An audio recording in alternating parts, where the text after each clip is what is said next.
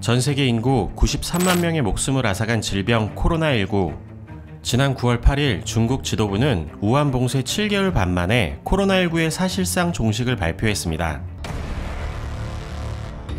시진핑 주석은 베이징 인민대회당에서 코로나19 방역 공로자를 표창하고 중국 내 코로나 신규 확진자가 한 달 가까이 나오지 않는 것에 대해 코로나 인민전쟁의 전략적 성과 과시와 승리의 축배를 올렸는데요.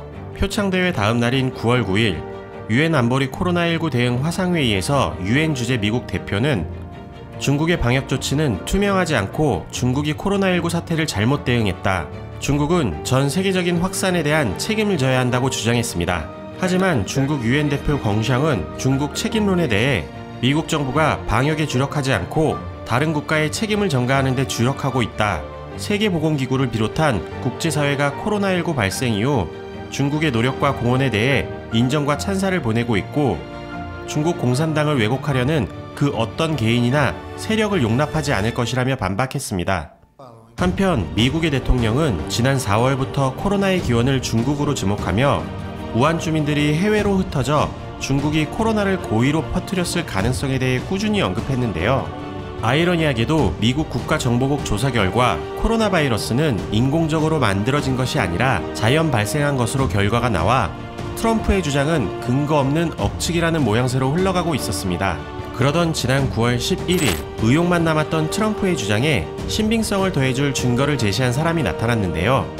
그 사람은 바로 중국 출신의 바이러스 전문가 옌리멍 박사입니다.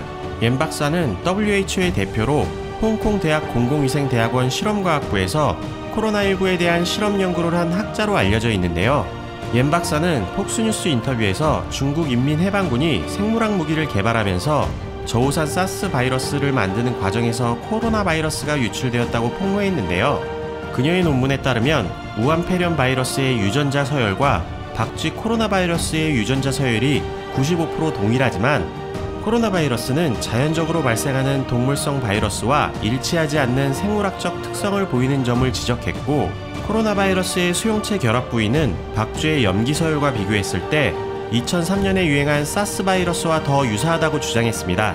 기원이 같은 바이러스와는 수용체 결합 부위가 다르고 오히려 사스 바이러스와 유사하다는 것은 박쥐의 코로나 바이러스를 참고하거나 인위적으로 잘라내 붙여냈을 가능성이 높아 실험실 합성의 강력한 증거라는 건데요. 이러한 코로나 바이러스에 대한 합성 경로는 6개월이면 실험실에서 제작이 가능하다고 전했습니다.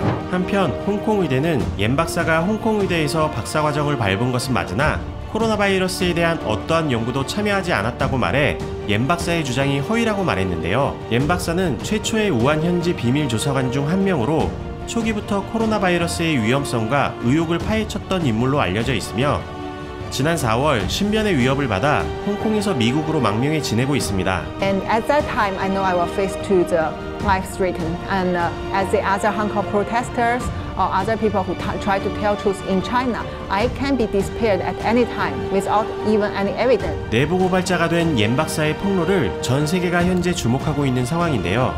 과연 코로나 바이러스의 진실은 밝혀질 수 있을까요? 지금까지 상암동 투비였습니다.